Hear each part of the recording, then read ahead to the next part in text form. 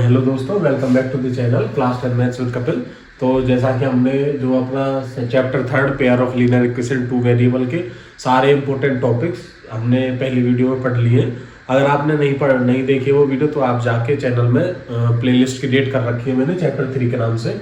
तो उसमें अभी एक ही वीडियो पढ़ी है, तो आप वहाँ पे जाके देख सकते हो।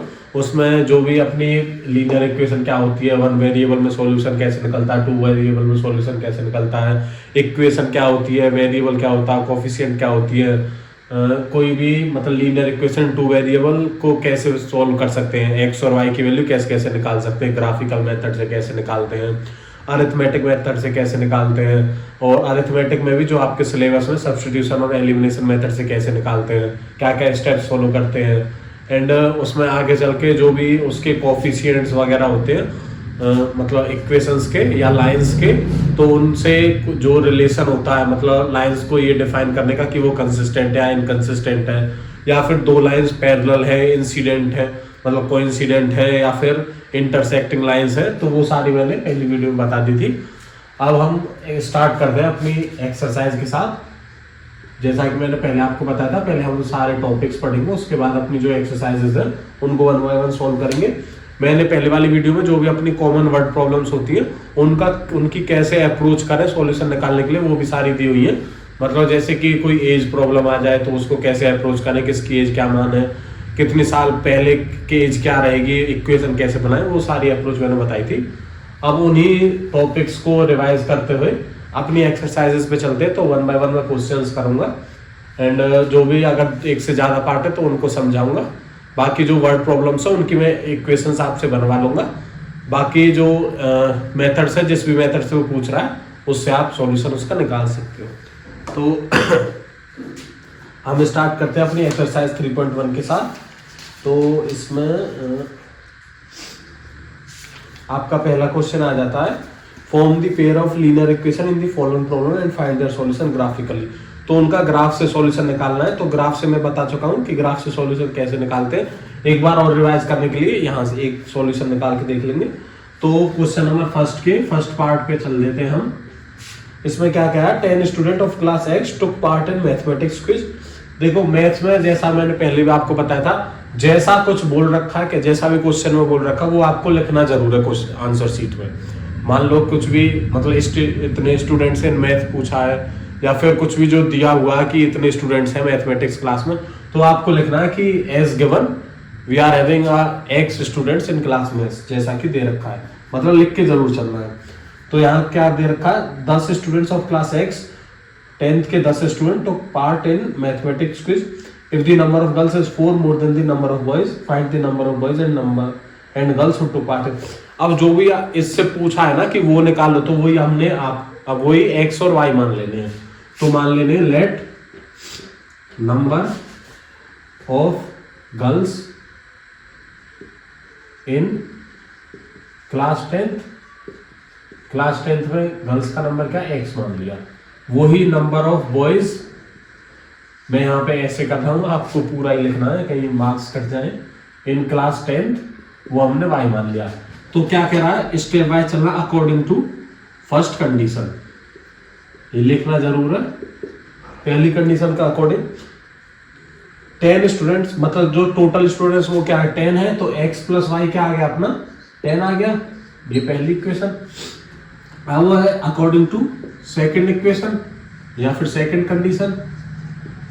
अगर आपको ये भी डाउट हो कि इक्वेशन और जो भी एक्सप्रेशन है उसमें क्या डिफरेंस है, तो वो डिफरेंस में पहली वीडियो में बता चुका हूं, आप वो देख सकते हो। बेसिकली ये रहता है, इक्वेशन अगर जीरो के इक्वेट कर दे तो वो इक्वेशन बन जाती है। एक्सप्रेशन अगर इसको कोई मतलब एक ये तीसरा कोई वेरिएबल में दे रखा होता तो वो एक्सप्रेशन हो जाता।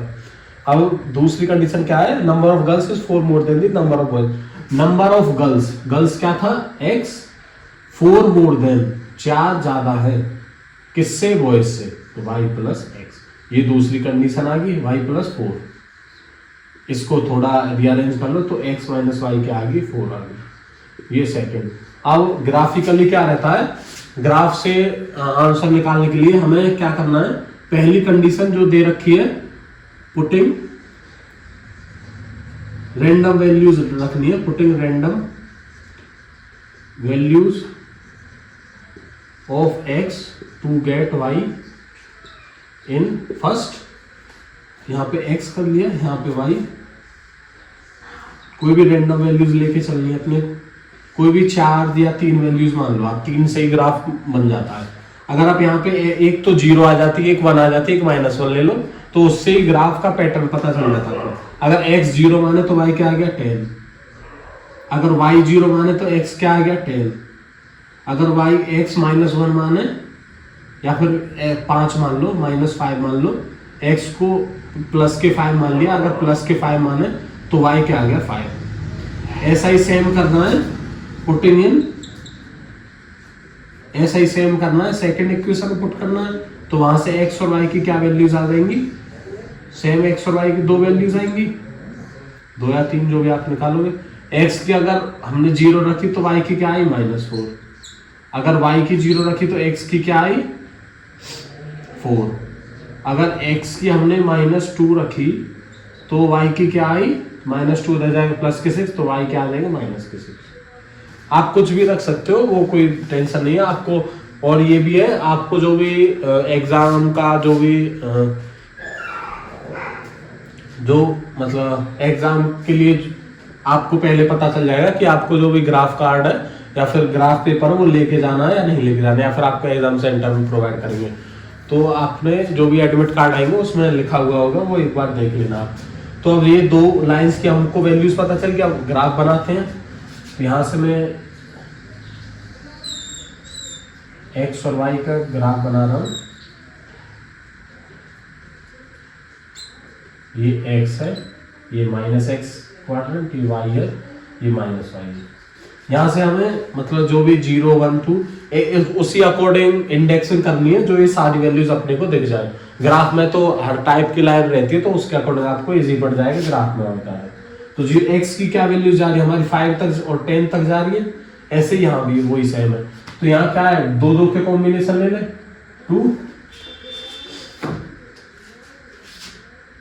यहाँ पे 2, ये 4, ये 6, ये 8, ये 10। ऐसा ही यहाँ पे माइनस का रहता है, -2, -4, -6, -8, ऊपर प्लस के y 1, इसको भी 2 से कर लेते, 2, 4, 6, 8, 10।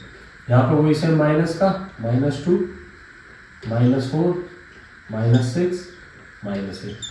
आप यहाँ से -8 या आगे लिख भी सकते हो, ना ही भी लिख सकते, लेकिन जो ये ऊपर इंडेक्सिंग है और नीचे इंडेक्सिंग है, जो y एक्सिस की इंडेक्सिंग, वो दोनों में सेम रखनी है। ऐसे ही x और -x में इंडेक्सिंग सेम रखनी है। आप ऐसा कर सकते हो, यहाँ से 1 2 3 4, -1 2 3 4, ऐसे यहाँ पे आप -2 ये 2 4 6 ये कर सकते हो, लेकिन जो x और -x की है इंडेक्सिंग, वो आपको सेम रखनी है। तो यहां से क्या है, x 0 पे y 10, x अगर 0 हो तो y क्या है 10, ये आगे पॉइंट आपको दिखाना है, x 0 y 10। दूसरा क्या है, x 10 तो y 0, x 10 तो y 0, 10, 0। वैसे तो 2 पॉइंट से पता चल जाएगी लाइन, y 5 तो ये भी 5, यहां से 5 रहेगा, ये भी 5 रहेगा, तो ये इन तीनों पॉइंट से निकल के हुए जाएगी। ये एक स्ट्रेट लाइन आपकी बन जाएगी। यहाँ थोड़ी टेढ़ी है क्योंकि इंडेक्शन का थोड़ा फर्क पड़ गया है। तो ये कौन सी आ गई, ये आपकी क्या लाइन आई, x + y = 10, ये लाइन आ गई। अब ऐसे दूसरी x 0 पे y 4, x 0 पे y -4, ये आ गया 0 और -4। ये पॉइंट जरूर लिखना, पहले x बाद में y रहता है। x 4 पे y 0, x 4 पे y 0 है, ये क्या है 4,0। यहां से आप सीधा 2 इनसे भी बना सकते हो, ये आपका लाइन खिंची। अब देखो जहां पे ये इंटरसेक्ट कर रहे हैं ना, वो पॉइंट इसका सॉल्यूशन रहेगा, वो ही number of x, y, number of girls, number of boys. ये जो पॉइंट इंटरसेक्शन करेगा आपको एक ग्राफ से बिल्कुल एग्जैक्ट पता चल जाएगा, वही इसका सॉल्यूशन रहेगा, वही नंबर ऑफ गर्ल्स और नंबर ऑफ बॉयज रहेंगे जो क्लास के हैं। तो ये आपका आ गया पहले क्वेश्चन के फर्स्ट पार्ट का सॉल्यूशन। ये मैंने ग्राफिकल सॉल्यूशन भी एक्सप्लेन कर दिया आपको, तो आप ये रिवाइज भी कर सकते हो एक तरीके से, अपने उसमें नोट भी कर सकते हो। एंड बिल्कुल यही पैटर्न फॉलो करना है, लास्ट में लिख देना है कि एक्स और वाई के आपको वैल्यूज पता चल जाएगी। तो hence number of girls in class जो वो एक्स आएगा, number of boys in class जो वो वाई आएगा।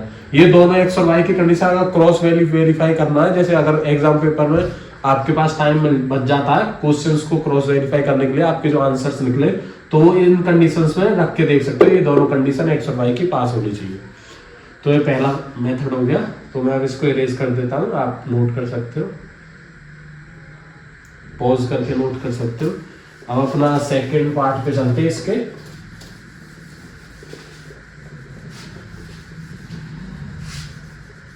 थ्री 3.1 एक्सरसाइज का जो सेकंड पार्ट है, इसमें क्या कह रहा है,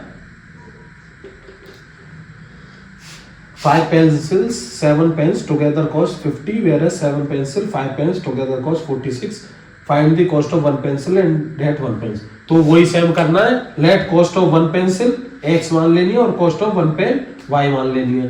तो अब क्या कह रहा है, 5 पेंसिल और 7 पेन। अब देखो एक पेंसिल की आपने कॉस्ट मानी है, एक पेंसिल की आपने x मानी है और एक ही पेन की आपने कॉस्ट y मानी है। तो वो कह रहा है 5 पेंसिल और 7 पेन। तो 5 पेंसिल क्या होगी, 5 पेंसिल की कॉस्ट 5 into x या फिर 5x कर लो प्लस 7 पेन 7y, उसकी कॉस्ट क्या है आपको 50 दे रखी है, and 7 pencil 7y pencil x 7x plus 5 pen 5y, उसकी कॉस्ट क्या दे रखी है आपको 46। तो ये दो कंडीशंस बन गई, उसका सेम तरीके से आपको सॉल्यूशन निकाल लेना है। हिट एंड ट्रायल करके x की वैल्यू 0 रख दो तो y की क्या आ जाएगी 50/7, या फिर वैसे ही देख सकते हो, मतलब x की वो वैल्यू रखो जो 7 से डिवाइड हो जाए, तो वो आसानी हो जाएगी, क्योंकि वो डेसिमल में नहीं मिलेंगे आपको पूर्ण इंटीजर वाले नंबर्स मिल जाएंगे, तो वो ग्राफ में शो करने आसान रहेंगे।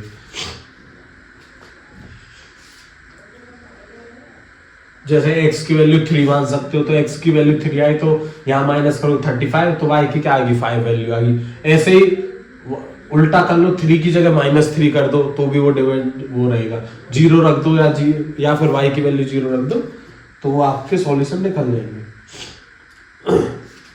अब अपना सेकंड उस पे चलते हैं, सेकंड क्वेश्चन।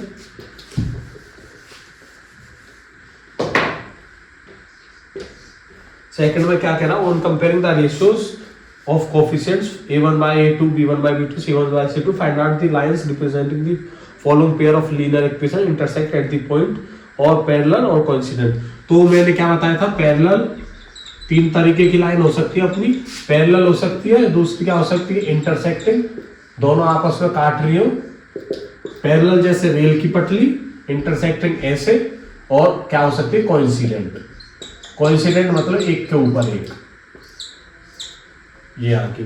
तो इसके क्या पैरेलल के क्या रहता है, नो सॉल्यूशन, क्योंकि ये तो कभी मिलेंगी नहीं, अगर कोई मिलेगी तभी सॉल्यूशन निकलेगा। इंटरसेक्टिंग का सिर्फ 1 सॉल्यूशन और कोइंसिडेंट का मेनी सॉल्यूशन, क्योंकि ये तो हर एक पॉइंट पे मिल रही है, तो इसके काफी सारे सॉल्यूशन हो जाएंगे। तो और इनके लिए क्या वो था, दोबारा से रिवाइज कर लेते हैं। इंटरसेक्टिंग के लिए क्या था, a1/b1 not equal to a1/a2 not equal to b1/b2। a1 क्या है x का कोएफिशिएंट, a2 क्या है दूसरी लाइन में x का कोएफिशिएंट वही सेम, b1 क्या है पहली लाइन में y का कोएफिशिएंट, b2 क्या है दूसरी लाइन में y का कोएफिशिएंट। अगर ये नॉट इक्वल टू है तो वो इंटरसेक्टिंग लाइन है, अगर a1/a2 equal to b1/b2 but not equal to c1/c2 and, तो ये पैरेलल है। इसमें क्या है, अगर दोनों सेम है तो उनका रेशियो बराबर रहेगा, तीनों का ही बराबर रहेगा। तो ये तीनों कंडीशंस है। इसमें एक और था पैरेलल में, अगर मतलब पैरेलल जो इनकंसिस्टेंट या एक और क्वेश्चन आ जाता कि लाइन से जो कंसिस्टेंट है इनकंसिस्टेंट, या फिर जो सिस्टम है वो कंसिस्टेंट या इनकंसिस्टेंट। तो आपको याद रखना है इन दोनों के केस में सिस्टम कंसिस्टेंट होता है, कंसिस्टेंट मतलब अगर सॉल्यूशन निकल रहा है, और पैरेलल के केस में क्या होता है इनकंसिस्टेंट।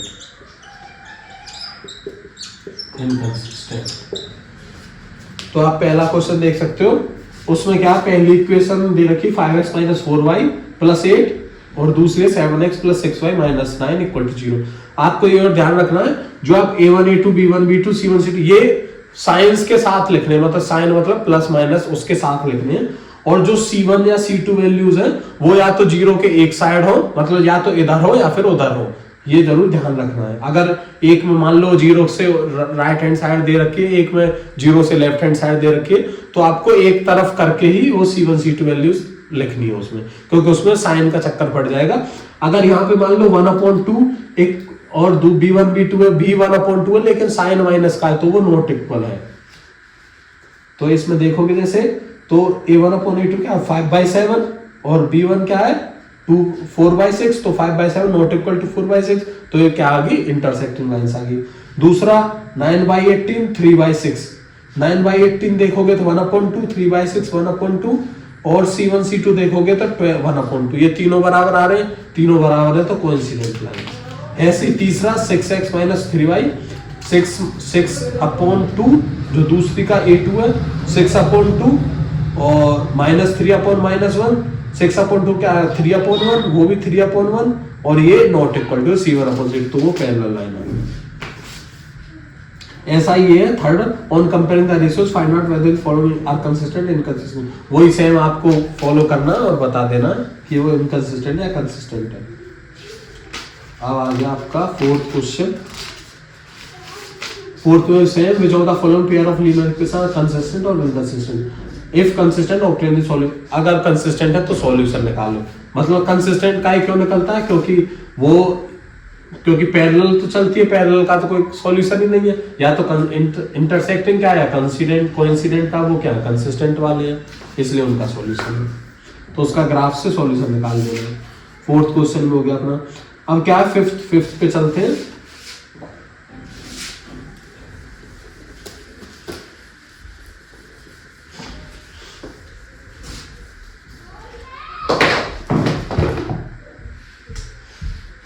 फिफ्थ अपना उठा लेते हैं। फिफ्थ क्या बोल रहा है, half the perimeter of rectangular garden. Rectangle है ये, रेक्टेंगल की क्या अपोजिट साइड बराबर रहती है, ये ए और ये बी, तो इसमें क्या half the perimeter of rectangular garden. तो मान लेंगे अपने length of rectangle equal to a और ब्रेड्थ ऑफ रेक्टेंगल बी मान ली। तो हमें पता पेरीमीटर क्या है, रेक्टेंगल का पेरीमीटर क्या होता है, आपको जिधर मतलब आपको कोई भी एक पाथ फॉलो करना है और जहां से आप स्टार्ट हुए हो उस पे ही आना है, तो आपने जितना डिस्टेंस कवर किया उसको आप पेरीमीटर कह देते हो। तो यहां से ए, यहां से बी, ए फिर बी, तो 2a + 2b, तो पेरीमीटर क्या आ गया 2 × a + b। इसका हाफ क्या है, हाफ पेरीमीटर क्या निकला a + b, वो किसके बराबर दे रखा है आपने को 36 के दे रखा है, ये पहली इक्वेशन आ गई। अब दूसरी क्या दे रखा है, length is 4 more than it's breadth. Length क्या थी अपनी a, वो क्या 4 मोर देन है ब्रेड्थ से 4 ज्यादा। रीअरेंज करोगे तो a - b = 4। ये आपको दोनों इक्वेशंस आ गई, इनका आप सॉल्यूशन निकाल सकते हो। तो ये अपना फिफ्थ क्वेश्चन में हो गया। ऐसे ही अपना सिक्स्थ पे चलते हैं, आप नोट भी कर सकते हो। वही फिर सेम ग्राफिकल मेथड से सॉल्यूशन निकालने पहले एक्सरसाइज के, तो आप इससे फॉलो कर सकते हो। अब अपना सिक्स्थ क्वेश्चन आ गया। सिक्स्थ क्या है, गिवन द लीनियर इक्वेशन दे रखी है, right another linear equation two variable such that the geometrical representation of the pair so formed is intersecting lines. अब देखो एक आपको इक्वेशन दे रखी है, दूसरी इक्वेशन आपको बनानी है जिससे कि वो लाइंस इंटरसेक्टिंग बन जाए, पैरेलल बन जाए और कोइंसिडेंट बन जाए। इंटरसेक्टिंग के लिए क्या है, a1/a2 not equal to b1/b2, तो उसका तो दूसरी लाइन कोई सी बना दो, बस उसका ये रेशियो बराबर नहीं रहना चाहिए। तो 2x + 3y इक्वल के बाद उधर ले जा तो 8 है, तो दूसरी लाइन क्या कुछ भी मान लो, 3x + 2y = 4, 3x + 2y = 8 कर लो, कुछ भी कर लो, बस a1/a2 not equal to b1/b2 रहना चाहिए। पैरेलल लाइंस के लिए अगली x और y के जो रेशियो, मतलब x एग्जैक्टली सेम नहीं, आप जैसे ये सिक्स्थ क्वेश्चन है, ये क्या दे रखी है 2x + 3y = 8 दे रखा है। इसमें क्या इंटरसेक्टिंग के लिए इंटरसेक्टिंग के लिए ये दोनों अलग अलग रहने चाहिए एक्स और वाई, तो कुछ भी लिख दो 5x minus 2y equal to 4, कुछ भी लिख दो, ये बन गई। पैरेलल के लिए ये दोनों बराबर रहने चाहिए इनका रेशो, तो आप 2x plus 3y equal to 7 ये भी लिख सकते हो, 4x plus 6y equal to 7 ये भी लिख सकते हो। इनमें क्या अंतर है, अब इसका आप 2 कॉमन ले लोगे इधर से, तो वही 2x प्लस 3y ये सेम बन जाएगा। बस ये दोनों x और y के जो कंपोनेंट है वो एक बराबर रहने चाहिए पैरेलल में, और कोइंसिडेंट में सब कुछ बराबर रहना चाहिए, मतलब सेम ही लाइन रिपीट होनी चाहिए। आप कुछ भी 2x plus 3y equal to 8 इस सब का मल्टीपल रहना चाहिए। अभी तक तो हमने जैसे यहाँ 2 से मल्टीप्लाई किया था तो इतना ही था, इसको नहीं किया था। अब इधर ये सब सारे का मल्टीपल रहना चाहिए, तो अगर 3 से करें तो 6x plus 9y equal to 24, ये दूसरी एक लाइन बन गई, जो भी ये कोइंसिडेंट बन जाएगा इससे। अब कह रहा है draw the graph of the equation, इससे determine the coordinate of the vertices of the triangle formed by these lines and the x axis set the triangular region. अब इसमें क्या दे रखा, आपको 2 लाइन दे रखी है। मान लो इसका ग्राफ आप अगर बनाते हो तो कोई ऐसा कुछ ग्राफ बनेगा आपका, मान लो ये ग्राफ बनता है, तो एक तो ये जो पॉइंट हो जाएगा ये तो इसका सॉल्यूशन से आपको मिल जाएगा। ये पॉइंट क्या रहेगा, x, y क्या है 0, ये पॉइंट क्या रहेगा -x, 0। ये आपको दिखाना और ये आपको शेयर कर देना। बस इसको आप ABC को भी नाम दे दो ट्राइंगल को। तो इसी के साथ आप लोगों की, आप देखो इसमें x एक्सिस का है, इसमें y एक्सिस भी कह सकता है। y एक्सिस के लिए जो ये है, ये एक ट्राइंगल ये बन जाएगा सेंट्रल रीजन वाला जो इससे बन रहा है, वहां से आपको जो भी ये काट रही है तो उधर से y के पॉइंट मिल जाएंगे, इधर x एक्सिस 0 रहेगी, तो वो सेम उसमें भी आप सेंट्रेड दिखा सकते हो। क्वेश्चन कैसा भी आ सकता है, बेस्ड इन्हीं पे रहेगा। तो इसी के साथ अपनी जो 3.1 एक्सरसाइज वो ओवर होती है। और फिर नेक्स्ट एक्सरसाइज आ जाती है 3.2, जो बेसिकली सब जो अरिथमेटिक मेथड है, arithmetic method of finding roots. 2 method थे, ग्राफिकल और अरिथमेटिक। ग्राफिकल से ये आ गया जो 3.1 एक्सरसाइज है। अब दूसरा जो मेथड होता है अरिथमेटिक। अरिथमेटिक मतलब जो गुना भाग एक्सप्रेशन वगैरह होते हैं, मतलब सब्स्टिट्यूशन है जैसे, या एलिमिनेशन है जो इसमें आते हैं। एक क्रॉस मल्टीप्लिकेशन भी रहता है। सब्स्टिट्यूशन मतलब एक की वैल्यू को दूसरे से सब्स्टिट्यूट कर देना, मतलब दूसरे से रिप्लेस कर देना। एलिमिनेशन मतलब जो एक है, मतलब जो x की वैल्यू है उधर से y की वैल्यू, मतलब आप वो x की वैल्यू कुछ रखोगे जो मतलब मल्टीप्लाई करोगे लाइन से, जो x है मतलब दोनों का x मान लो या फिर y मान लो, वो अगर आप दोनों इक्वेशंस को ऐड करें या सब्ट्रैक्ट करें तो एक वेरिएबल है वो आपका एलिमिनेट हो जाए, मतलब कैंसिल हो जाए, कैंसिल आउट हो जाए, वो आपका एलिमिनेशन मेथड हो जाता है। वो 3.3 एक्सरसाइज है। तो हम अपनी कर से 3.2 एक्सरसाइज, इसमें सब्स्टिट्यूशन मेथड है, मैं वो समझा चुका हूँ, आप वीडियो देख सकते हो पहले वाली। बाकी अब जो हम पहला क्वेश्चन उठाएंगे उससे भी देख लेंगे इसकी सब्स्टिट्यूशन मेथड कैसा रहता है। आपका जो भी क्वेश्चन आएगा आपको पढ़ना ऊपर जरूर है कि वो किस मेथड से बोल रहा है करने के लिए। अगर मान लो ग्राफिकल से बोल रहा है तो आपको ग्राफिकल से ही करना है। अगर आप दूसरा सब्स्टिट्यूशन या एलिमिनेशन मेथड से कराते हो तो आपको कोई मार्क्स नहीं मिलेंगे उस केस में, तो ये जरूर ध्यान रखना। अगर दोनों से बोलना सॉल्यूशन के लिए तो आपको दोनों से करना। अगर बोल रहा है ग्राफिकल या अरिथमेटिक तो अरिथमेटिक का आप कोई सा भी यूज कर सकते हो, सब्स्टिट्यूशन या एलिमिनेशन। ये नहीं कि आप ग्राफिकल में सब्स्टिट्यूशन करिए और अरिथमेटिक में एलिमिनेशन करिए, तो उसके भी आधे मार्क्स आपको मिलेंगे क्योंकि अरिथमेटिक का सही है आपको। तो वो केसेस है, तो वो आपको क्वेश्चन पढ़ते टाइम जरूर ध्यान देना है। तो इसका 3.2 का पहला उठा लेता हूं मैं। पहली लाइन है x plus y equal to 14, ये पहली है। दूसरी क्या है x minus y equal to 4। ये जरूर ध्यान देना, जो ये c है एक तरफ ही रहना चाहिए। अब सब्स्टिट्यूशन मेथड से आपको करना है, तो सॉल्यूशन निकालते हैं अपन।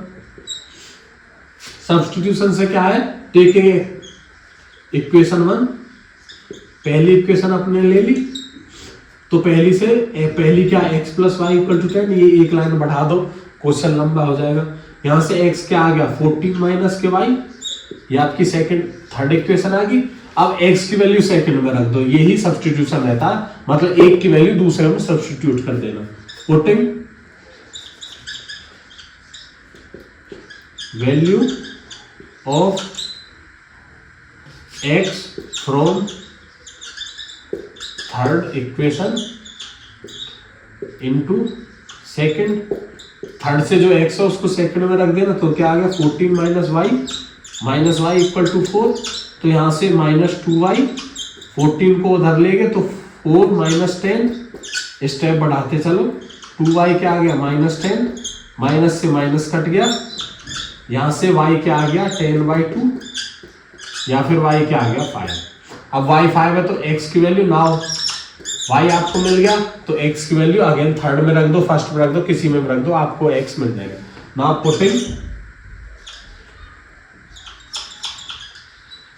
पुटिंग y इन थर्ड में रख दो बेशक से, तो क्या आ जाएगा x इक्वल टू अपनी 40 माइनस 5, तो x क्या आ गया 9, तो x यहाँ से 9 आ गया, y यहाँ से 5 आ गया। तो hence the solution of this equation is 9,5। x हमेशा आगे रहता है और y पीछे रहता है, एब्सिसा या कोऑर्डिनेट कह दो। तो आप यहाँ से जो भी मेथड्स हैं, जो भी वेरियस पार्ट्स है इसके 6, वो आप सारे कर सकते हो। जो अगर मान लो अगर रूट में कोई वैल्यू दे रखी है, आप रूट से या तो आप रूट को सेम भी लेके चल सकते हो, या फिर रूट से आप मतलब जैसे यहाँ जो 5th वो है, आप डेसिमल का तो कर सकते हो, जो भी डिवाइड बाय 10 करेगा तो वो उधर जाके आप एलसीएम ले सकते हो, वो डेसिमल हट जाएगा। ऐसे ही अगर मतलब 1/2 फ्रैक्शन टाइप में है तो आप एलसीएम लेके उसको रीअरेंज करके एक लीनियर इक्वेशन में बना लोगे। ऐसे ही अगर रूट में है तो आप रूट में भी सेम ही रख सकते हो वैल्यू, मतलब सेम अगर सारा ही रूट में तो आप रूट से भी स्टार्ट कर सकते हो, उसकी वैल्यू रूट वो ऐसी आ जाएगी।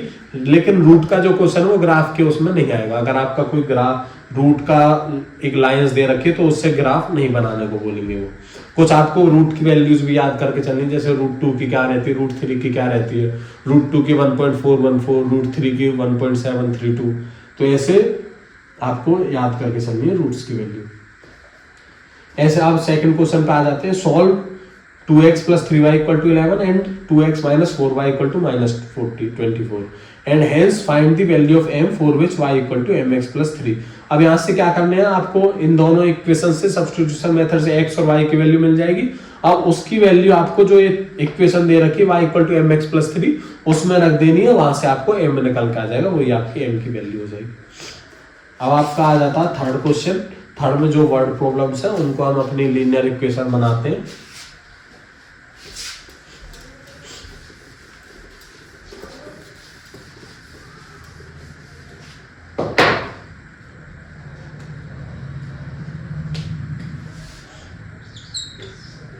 थर्ड का पहला पार्ट ले लेते हैं हम। The difference between two number is 26 and one is 3 times the other. अब देखो डिफरेंस दे रखा तो हमको एक बड़ा नंबर मानना पड़ेगा, एक छोटा नंबर मानना पड़ेगा। लेट मान लिया लार्जेस्ट क्या मान लिया हमने x मान लिया और स्मॉलेस्ट क्या मान लिया y। तो डिफरेंस दे रखा 26, तो x - y क्या दे रखा 26, और दूसरी क्या आ गई, one number is 3 times the other number. One number 3 मतलब दूसरे का 3 टाइम्स, तो बड़ा ही 3 टाइम्स होगा, x = 3 टाइम्स ऑफ 1। ये जरूर ध्यान रखना, ये आपके दोनों इक्वेशन की बड़ा छोटा में जरूर ध्यान रखना। यहाँ y = 3x मत कर देना, क्योंकि बड़ा नंबर ही तो 3 गुना रहेगा या 4 गुना रहेगा छोटे नंबर के, तो आपको देखनी है जरूर। ऐसे ही second part, the larger of 2 supplementary angles x is the smaller by 18 degree. Supplementary angle क्या रहता है, जिनका सम क्या होता है 180 होता है। सप्लीमेंट्री मतलब एक जो लाइन है उस पे बनने वाला एंगल, जैसे ये कोई भी ये तो 90 हो जाएगा, मान लो ये है, अगर ये पूरा 180 का रहता है, ये जो एंगल्स है ये दोनों, ये पूरा एंगल सप्लीमेंट्री एंगल कहलाता है। ये पूरा कितना होता है 360 का, ये आधा 180 का हो जाता है। तो पहली कंडीशन क्या है, सप्लीमेंट्री बोल रहा है, तो x + y 180, और दूसरा क्या बोल रहा है, larger x is the smaller by 18 degree. जो लार्जर उसी सेम ऐसे ही मानना कि लार्जर क्या है x, तो x क्या है जो दूसरे से उससे 18 ज्यादा है, तो y + 18। या फिर आप कैसे लिख सकते थे इसको दूसरी फॉर्म में, y = x - 18। ये आपकी दूसरी इक्वेशन बन गई, ये आपकी पहली इक्वेशन।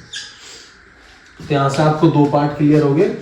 अब तीसरा वही आ जाता है, the coach of cricket team bye 7 bat, जैसा कि हमने फर्स्ट 3.1 एक्सरसाइज के फर्स्ट का सेकंड पार्ट देखा था पेन और पेंसिल वाला, तो वही सेम यहाँ है। The coach of a cricket team bye 7 bat 6 ball for 3800, later she buys 3 bat 5 balls for इतने, find the cost of each bat and each ball. तो आपको वही मान लिया, let cost of each bat x, cost of each ball y, तो वही same आपको third में आ जाएगा। आपने तीनों की कॉस्ट, दोनों की कॉस्ट मान ली, बैट और बॉल की एक एक की, तो 7 बैट 6 बॉल, 7 बैट 6 बॉल, उसकी कीमत कितनी है 3800 है। दूसरी इक्वेशन क्या है 3 bat 5 ball, 3 bat 5 ball equal to 17। से यहाँ से आपकी x और y की वैल्यू आ जाएगी। यहाँ आप थोड़ा कॉमन सेंस भी यूज कर सकते हो, अगर आपका मतलब क्रॉस चेक करना है आंसर को, तो x की वैल्यू हमेशा y की वैल्यू से ज्यादा रहेगी। क्यों? क्योंकि x बैट को माना हमने और बैट बॉल से तो महंगा आता ही है। तो आप यहाँ से दोनों कंडीशंस बना सकते हो। तो ये तीनों पार्ट हो गए थर्ड क्वेश्चन के, 3.2 एक्सरसाइज के थर्ड क्वेश्चन के। अब हम इसके आगे चलते हैं। अब इसी क्वेश्चन के 3 और 5 बच गए, 4, 5 और 6। अब 4 क्या कह रहा है, देखो जैसे ये भी मैंने आपको एक्सप्लेन किया था वर्ड प्रॉब्लम्स में, मतलब पूरे टॉपिक का एक्सप्लेन करने में। आपको क्या, अगर आप जैसे ओला उबर वगैरह यूज करोगे, जैसे गुड़गांव वगैरह में यूज करते हैं, तो उधर क्या है, आपको एक तो कई केसेस में तो ये रहता है कि पूरा ही फिक्स्ड चार्ज मिल जाए, या फिर आप कोई भी टैक्सी करके जाते हो तो उसमें क्या रहता है, एक तो फिक्स्ड चार्ज रहता है कि हाँ भाई मैं इतने तो लूंगा ही लूंगा, और आप जितने भी किलोमीटर ट्रेवल करोगे तो उसका भी मैं इतने रुपए के हिसाब से लूंगा।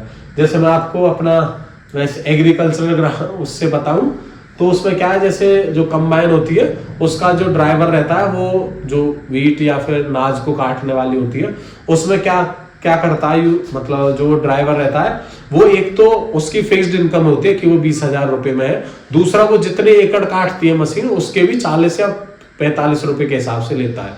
तो फिक्स्ड कॉस्ट आ गई उसकी, एक तो जो 20,000 है, दूसरी जो उसकी 40 रुपए है इंटू किसका, एकड़ का, 40 इंटू नंबर ऑफ एकड़ जितने वो काटेगा वो उसकी टोटल कॉस्ट रहेगी। तो वही सेम इस पे बेस्ड है। तो इसमें क्या है, जो टैक्सी चार्जेस है ना, सिटी जो फिक्स चार्ज करती है एंड चार्ज करती है उसका जो भी डिस्टेंस कवर हुआ है। तो for a distance of 10 kilometre, 10 kilometre के डिस्टेंस के लिए the charge paid is 105, and for a journey of 15 kilometre the charge paid is 155। तो आपको फिक्स चार्ज और जर्नी चार्ज पर किलोमीटर निकालना है। एंड उसके बाद एक और क्वेश्चन पूछ लिया कि उसका जो, अगर वो 25 किलोमीटर ट्रेवल करे तो कितना उसका वो रहेगा। तो आपको वही सेम मानना है कि लेट चार्ज, फिक्स चार्ज आपने x मान लिया और वेरिएबल चार्ज आपने y मान लिया। वेरिएबल है ये पर किलोमीटर के हिसाब से है और ये अपना फिक्स्ड है। वही सेम अगर ड्राइवर वाला केस लगाए तो ये मंथली इनकम फिक्स्ड है और ये पर किलोमीटर के हिसाब से। तो अकॉर्डिंग टू फर्स्ट कंडीशन उसका 10 किलोमीटर का टोटल डिस्टेंस है और चार्ज पेड 105। तो पे कितना करेगा वो, एक तो फिक्स्ड प्लस 10 किलोमीटर और y इक्वल टू क्या आया 105।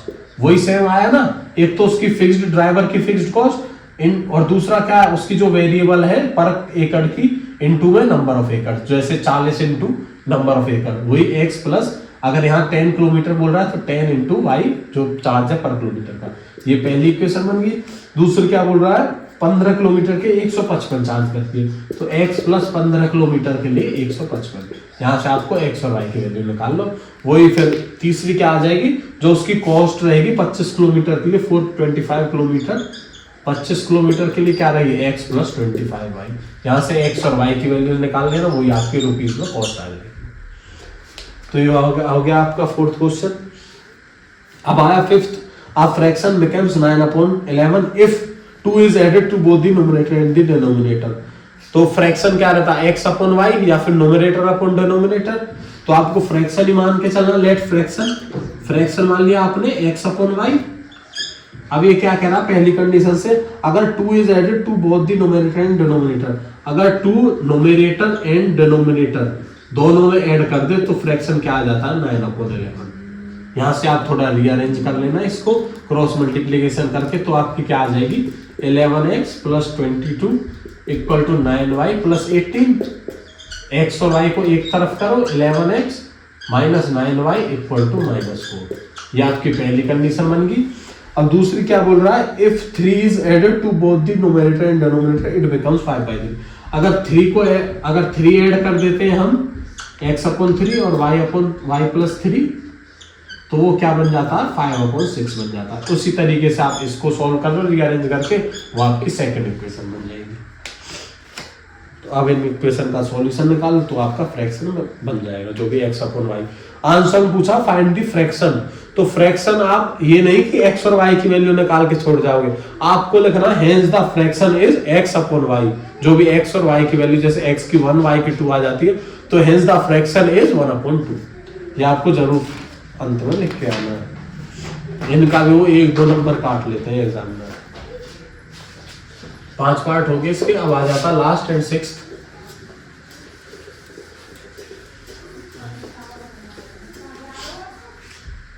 सिक्स्थ आपका क्या बोल रहा है, 5 years हेंस मतलब आगे, जो अब आने वाले कल मतलब डेज है।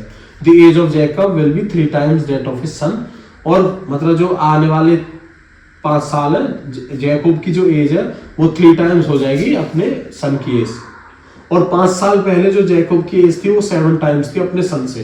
तो उनकी प्रेजेंट एजेस क्या है, तो अपने को क्या करना है, बस अज्यूम करना है उनकी प्रेजेंट एजेस क्या है। जैकब की क्या है x और सन की क्या है y। तो आपको करना है 5 years, ये लिख के चलना है 5 years फ्रॉम नाउ, अब से 5 साल, हेंस आप यहां से लिख सकते हो आफ्टर 5 years लिख दो, या फिर 5 years हेंस, जो ऐसा भी क्वेश्चन पूछा है। अब से 5 साल बाद एज ऑफ जैकब, ये थोड़ा मतलब थोड़ा लॉन्ग पड़ जाता है, और ये आने के चांसेस भी इस क्वेश्चन पे ज्यादा है, तो ये थोड़ा इंपॉर्टेंट है, इसलिए पूरा ये एक्सप्लेन कर रहा हूँ। एज ऑफ जैकब क्या हो जाएगी 5 साल बाद आपकी, मान लो ये अभी आपकी 10 है, अगर आपकी 5 साल बाद पूछे तो क्या हो जाएगी 10 + 5, तो वैसा ही एज ऑफ जैकब 5 साल बाद क्या हो जाएगी x + 5, वही सन की एज क्या हो जाएगी y + 5। तो वो क्या बोल रहा है, 5 years hence the age of Jacob will be 3 times that of his son। जो जैकोब की एज है वो 3 गुना है सन की एज से। तो अकॉर्डिंग टू फर्स्ट कंडीशन, पहली से क्या बोल रहा है, जो जैकोब की एज क्या थी x + 5, वो क्या है 3 times है y + 5 की। यहां से आप दोनों को रिअरेंज करोगे तो पहली इक्वेशन मिल जाएगी। अब बोल रहा है 5 years ago, अब बोल रहा है 5 years ago, तो 5 years ago क्या हो जाएगी जैकोब की एज, 5 years ago x - 5, आपकी अगर एज अब 10 है तो 5 साल पहले कितनी थी 10 - 5, तो वही सेम इधर किया है, तो 5 साल पहले आपको सेम लिखना है 5 years ago age of Jacob x - 5, age of y, age of his son y - 5। तो अकॉर्डिंग टू सेकंड कंडीशन के according x - 5 = 7 times of y - 5। यहां से आपकी दूसरी कंडीशन मिल जाएगी। इन दोनों कंडीशन से थोड़ा रीअरेंज कर। तो गाइस यहाँ पे अपनी जो 2 एक्सरसाइजेज है थर्ड यूनिट की 3.1 एंड 3.2 वो ओवर हो गई है। अब अपना नेक्स्ट चलते 3.3 एक्सरसाइज पे, जो मेजरली किस पे बेस्ड है, एलिमिनेशन मेथड पे। तो हमने अभी तक एक ग्राफिकल मेथड और दूसरा एलिमिनेशन मेथड, ये दोनों मेथड्स पढ़ लिए, सब्स्टिट्यूशन मेथड और तीसरा आ जाता है एलिमिनेशन मेथड। तो थर्ड का फर्स्ट क्वेश्चन उठा लेते हैं अपना, वही सेम जैसे पहला, solve the following pair of linear equation by the elimination method and the substitution method. अब देखो इसमें दोनों मेथड से बोल रहा है वो, अगर दोनों से बोल रहा है तो दोनों से ही आपको सॉल्यूशन निकालने हैं इसके। तो पहला क्या है, लाइन ले लेते हैं x + y = 5, और दूसरी लाइन क्या है 2x - 3y = 4। तो देखो मैं सब्स्टिट्यूशन से तो बता चुका हूँ, उससे आप मतलब थोड़ा अगर आपने नहीं देखे तो थोड़ा प्रीवियस करके वो सब्स्टिट्यूशन मेथड देख सकते हो, पहली वीडियो में भी देख सकते हो, जो सबसे पहले टॉपिक्स वाली वीडियो बताई थी उसमें भी है। बाकी अब यहाँ पे एक एलिमिनेशन मेथड से मैं आपको ओवरव्यू दे देता हूँ। तो अपनी क्या है फर्स्ट और सेकंड इक्वेशन। एलिमिनेशन क्या कहता है, मतलब दोनों इक्वेशन को या फिर एक इक्वेशन को किसी ऐसे ऐसी डिजिट से मल्टीप्लाई करो ताकि जो 2 वेरिएबल है x एंड y, उनमें से कोई एक वेरिएबल ऐड या सब्ट्रैक्ट करने के बाद एलिमिनेट हो जाए या फिर कट जाए। आप अगर देखोगे मतलब मान लो x कोई भी एक वेरिएबल उठाना है, आप यहाँ से x देखोगे तो यहाँ सिर्फ 1x है और यहाँ 2x है। तो अगर इस इक्वेशन को हम 2 से मल्टीप्लाई कर दें तो जो वो इक्वेशन आएगी उसको इसके साथ सब्ट्रैक्ट कर दे। सब्ट्रैक्ट क्यों? क्योंकि दोनों का साइन प्लस प्लस है, तो इसलिए सब्ट्रैक्ट करना पड़ेगा। अगर उसको सब्ट्रैक्ट कर दे तो एक्स एलिमिनेट या फिर कैंसल आउट हो जाएगा। तो ऐसा कर सकते हैं, या फिर दूसरा तरीका क्या है, यहाँ पे y देख रहे हो, यहाँ पे सिर्फ एक y है, यहाँ पे क्या माइनस के 3y। तो अगर इसको 3 से मल्टीप्लाई कर दे या -3 से मल्टीप्लाई कर दे, उसके बाद दोनों का ऐड या सब्ट्रैक्ट करके देखे तो y एलिमिनेट हो जाएगा अगर 3 से मल्टीप्लाई कर दे। तो आप दोनों को कैसे उठा सकते हो? अगर यहाँ पे आपको मान लो यहाँ मान लो 3 होता और यहाँ 2 होता, अगर आपको x को एलिमिनेट करना है तो आप दोनों को भी मल्टीप्लाई कर सकते हो। इसको 2 से कर दो, इसको 3 से कर दो, कैसे भी आप कर सकते हो। तो यहाँ पे सिर्फ x ही है, तो अपना एलिमिनेशन मेथड से क्या है, स्टेप बाय चलना है। मल्टीप्लाइंग इक्वेशन 1 बाय 2 से हमें x को एलिमिनेट कर रहे हैं, तो वी गेट, हमें क्या मिला, 2x + 2y = 10। इसको थर्ड इक्वेशन मान ली। अब क्या है, इसको इससे सब्ट्रैक्ट कर दो या इसको इससे सब्ट्रैक्ट कर दो, कुछ भी कर दो। सब्ट्रैक्ट क्यों कर रहे हैं? तो क्योंकि दोनों के साइन सेम है। Subtracting equation second by third में से सेकंड को घटा दें, तो 2x + 2y = 10। ये आपको ध्यान रखना है, 10 ही एक ही तरफ रहना चाहिए। और सेकंड क्या है, 2x - 3y = 4। सब्ट्रैक्ट करनी है, सब्ट्रैक्ट करते हैं तो अपना जो ये साइंस होते हैं, जो ये प्लस का है, जो ये साइन होते हैं, ये अपोजिट हो जाते हैं। तो ये माइनस का हो गया, ये प्लस का हो गया, ये माइनस का हो गया। तो 2 ये एलिमिनेट हो गया। 2 + 3, अब ये प्लस का साइन हो गया, ये माइनस का नहीं रहा, ये +3 हो गया। 2 + 3 5y = ये क्या आ गया 6। तो यहां से y क्या आया अपना 6/5। अब यहां से इसकी वैल्यू किसी भी एक इक्वेशन रख दो तो वहां से x आ जाएगा। Putting value of y in first, we get, हमें क्या मिला, x + 6/5 = 5। यहां से 6/5 को उधर ले जाए तो 5 - 6/5, एलसीएम ले लो, 5 एलसीएम आया, 25 - 6 क्या बचा, 19/5। तो सॉल्यूशन क्या है, hence the solution of the equation of both the lines is 19/5, 6/5। तो ये मतलब दोनों लाइंस इस पॉइंट पे इंटरसेक्ट करेंगी। तो यहाँ से आपका एलिमिनेशन मेथड से हो गया। वही सेम तरीके से आप सब्स्टिट्यूशन मेथड से करोगे, मतलब जो फॉर्मेट बताया उसी के, आप देखोगे कि दोनों जो ये सॉल्यूशन है वो सेम ही आएंगे दोनों मेथड से। तो इसी तरीके से आप जो बाकी के 4 पार्ट है इनको आप कर सकते हो। अब अपना चलते हैं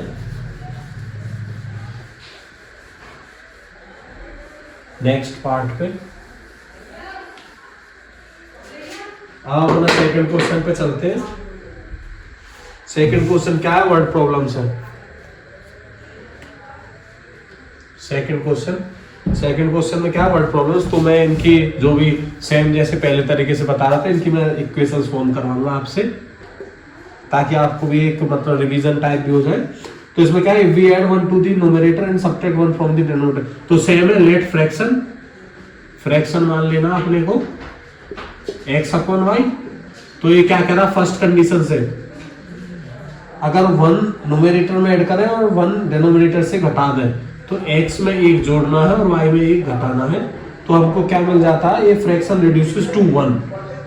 देखो एक ये भी ध्यान रखना, अगर वो कहे कि फ्रैक्शन रिड्यूसेस टू 1 मतलब रिड्यूसेस टू, तो मतलब वो इतना हो चुका है। अगर कहे रिड्यूसेस बाय, तो अगर रिड्यूसेस बाय 1 कहता तो आपको x/y -1 करना पड़ता, क्योंकि वो जैसे 10 है तो 10 रिड्यूसेस बाय 1, तो 10 में से 1 कम हो गया तो 9। अब आ जाए 10 रिड्यूसेस टू 2, तो मतलब 10 2 हो गया है, तो 2 वैल्यू हो जाती है। तो ये जरूर ध्यान रखना। तो एक इक्वेशन ये आ गई। अब आप सेकंड से करोगे, जो second condition, according to second condition it becomes half if we only add 1 to the denominator. अगर खाली डिनोमिनेटर y में 1 जोड़े तो वो 1/2 हो जाता है। ये सेकंड इक्वेशन। इनको थोड़ा रीअरेंज कर लो, आपके सॉल्यूशन निकल जाएंगे। दूसरा, 5 years ago Noori was thrice and all else Sonu. तो सेम जैसे मैंने जैकोब एंड उसकी सन के उसके बताया था, 5 years ago, तो लेट मान लेना नूरी की परसेंटेज x है, सोनू की परसेंटेज y है। तो 5 years ago नूरी की क्या आ गई, x 5 years ago, तो x - 5y नूरी की। वो क्या है, थ्राइस एज ओल्ड, 3 टाइम्स है सोनू की उस ओल्ड एज से। तो सोनू की क्या थी, y-5 थी, ये पहली इक्वेशन आ गई। दूसरी क्या है, 10 years later, 10 साल बाद, अब से 10 साल बाद, तो 10 साल बाद इसकी क्या होगी, x+10, और इसकी क्या हो जाएगी सोनू की y+10। अब ये क्या दे रखा है, Nuri will be twice as old as Sonu, Nuri twice है, ये दूसरी इक्वेशन होगी। यहाँ से आप थोड़ा मल्टीप्लीकेशन कर लो और उसको रीअरेंज कर लो। तो ये दोनों पार्ट हो गए।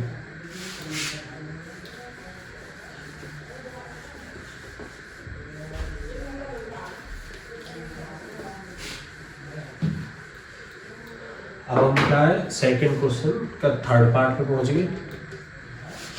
थर्ड पार्ट क्या कह रहा है, the sum of digits of a 2 digit number is 9। अब देखो 2 digit number, find the number, find number. देखो 2 डिजिट नंबर कैसा रहेगा, जैसे 10 हो गया, 20 हो गया, ऐसे। तो इसमें क्या 2 डिजिट्स है पहली, और मतलब टेंस वाली और वंस वाली। तो मान लीजिए less tens digit, tens digit क्या है, x है, एंड वंस डिजिट, जो वंस वाली डिजिट है वो क्या मानी, y। तो नंबर, इससे नंबर क्या फॉर्म होगा, नंबर कैसे बनता है। अब देखो यहाँ कैसे होता है, अगर आपकी ये 1 है या फिर ये 0 है, 10 है, तो इसकी हमने x मान लिया 1 और y मान लिया 0। तो ये नंबर कैसे फॉर्म हुआ, टेंस डिजिट को 10 से मल्टीप्लाई करना पड़ता है, और जो वंस डिजिट होती है उसको ऐसे ही सेम ऐड कर देते हैं। जैसे आपको मान लो 24 है, तो ये कैसा हुआ 20 + 4, मतलब जो टेंस डिजिट है उसको 10 से मल्टीप्लाई, उसके बाद प्लस में जो वंस प्लेस पे है। तो नंबर क्या हुआ, नंबर फॉर्म्ड। तो नंबर क्या बनेगा, 10x + y। अब क्या कह रहा है, the sum of digits of a 2 digit number, sum of digits. तो according to first condition,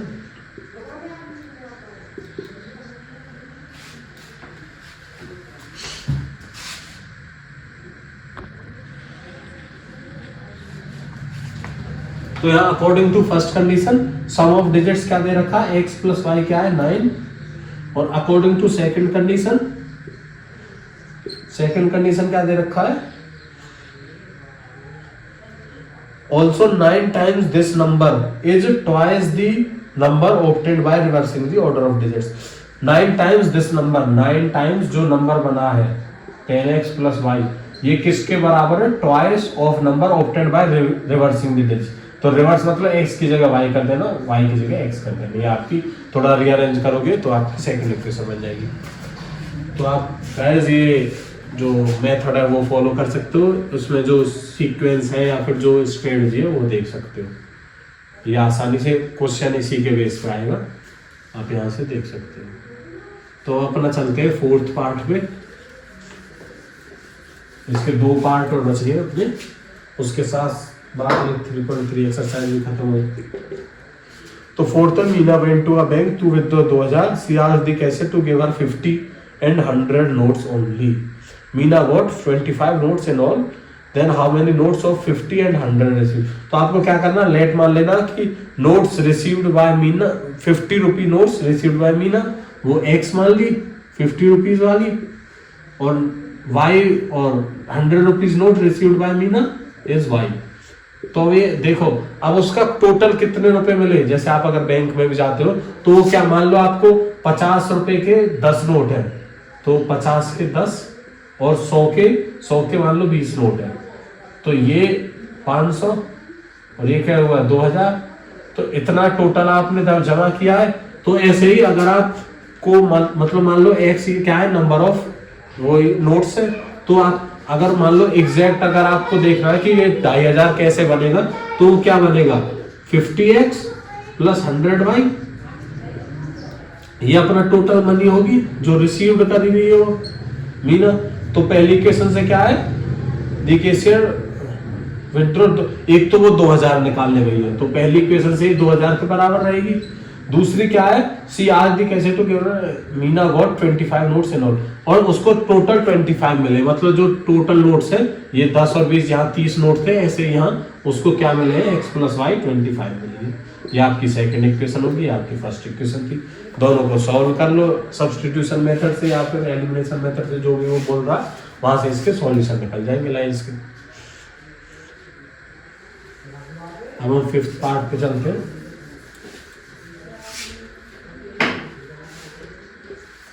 5th क्या, अनलेंडिंग लाइब्रेरी फिक्स्ड चार्ज। अभी भी सेम ही आ गया जैसे हमने 3.2 एक्सरसाइज में पढ़ा था ड्राइवर वाला, कि जो अगर वो किसी को बिठाता है, एक तो फिक्स चार्ज लेता है अपनी टैक्सी का और चार्ज पर किलोमीटर के हिसाब से लेता है। वही सेम केस लाइब्रेरी वाला है। एक तो उसकी फिक्स्ड कॉस्ट रहेगी, बाकी दूसरी रहेगी जो अगर वो मतलब एक फिक्स्ड कॉस्ट में उसको 10 दिन मिलेंगे, अगर वो उससे ज्यादा करता है तो उसको पर डे के हिसाब से देना पड़ेगा। तो वही इसमें पूछा find the fixed charge and the charge for each extra day. तो वही मान लेना फिक्स्ड चार्ज क्या है, फिक्स्ड चार्ज अपने x मान लिया, और जो charge for extra day, charge for extra day, extra day के लिए चार्ज हमने y मान लिया। तो वो क्या बोल रही है, Sarita paid 27 for a book kept off for 7 days. अब इसमें क्या है, a lending library has a fixed charge for the first 3 days. उसकी पहले 3 दिन के लिए तो फिक्स्ड है, बाकी के जो जैसे मान लो अगर आप 10 दिन आपको लाइब्रेरी मिल रहे हैं तो पहले 3 दिन के लिए तो आप फिक्स्ड में ही रहोगे, बाकी का जो 7 दिन है उसको आपको पर डे के हिसाब से देना पड़ेगा। तो वही सेम है, 27 पे करती है वो फॉर 7 डेज के लिए। तो अकॉर्डिंग टू फर्स्ट कंडीशन उसको 7 डेज रखनी है जो भी किताब है। तो 7 डेज में क्या, 3 दिन के लिए तो x आ गया, बाकी के 4 दिन के लिए y, वो कितना दे रही है 27। तो ये पहली इक्वेशन बनी। According to second condition, second condition के लिए Suzy paid 21 for the book she kept for 5 days. अगर 5 दिन सूजी रखती है, 5 दिन क्या x प्लस 2y, तो ये सूजी 21 देती है। तो आपकी दोनों कंडीशन बन गई, यहाँ से दोनों को सॉल्व कर लो। सिंपल, इसमें तो एलिमिनेशन से तो मल्टीप्लाई भी करना नहीं है, सीधा ही इनको सब्ट्रैक्ट कर दो। यहाँ से x से x कट गया, ये आ गया 2y, 4 minus 2 2y equal to 27 minus 6, ये y क्या आ गया 3। किसी भी इक्वेशन में एक में रख दो तो x क्या आ जाएगा, इसमें 3 रखोगे 4 3 12 12 उधर जाएगा तो क्या 15 आ गया। तो उसकी फिक्स्ड कॉस्ट क्या आएगी 15 रुपीज पर डे के हिसाब से 3 है। आप ये कॉमन सेंस भी यूज कर सकते हो कि जो उसकी फिक्स्ड चार्ज है वो हमेशा ज्यादा ही रहेगा एज कंपेयर टू जो पर डे के हिसाब से। ठीक है, इससे भी अगर आप देखोगे तो जो पहले 3 दिन का वो पर डे का 5 रुपए के हिसाब से पड़ गया। तो इसी के साथ गाइस आपकी जो 3rd चैप्टर है वो कंप्लीट हो जाता है। तो अगर आपको किसी को भी किसी भी एक्सरसाइज या टॉपिक में डाउट है तो आप कमेंट में डाल सकते हैं, मैं वो उठा लूंगा जो भी क्वेश्चन रहेगा। बाकी आप मेहनत करो, ये इससे जो वैसे तो इजी चैप्टर है और डेफिनेटली ये क्वेश्चन आएंगे, तो ये मार्क्स स्कोरिंग भी है, तो आप अच्छे से इसको तैयारी कर सकते हो। बेसिकली 3 ही मेथड्स है और तीनों की सिर्फ स्टेप्स फॉलो करनी है। और दूसरा जो पैरेलल, कोइंसिडेंट, इंटरसेक्टिंग या कंसिस्टेंट या इनकंसिस्टेंट सिस्टम है वो भी आसान है, उसके आप जो भी रिलेशन मैंने बताए वो आप याद कर सकते हो। तो गाइज वीडियो को शेयर करो अपने दोस्तों के साथ, और वीडियो पसंद आई तो इसको लाइक करो, चैनल को सब्सक्राइब जरूर करो। Thank you.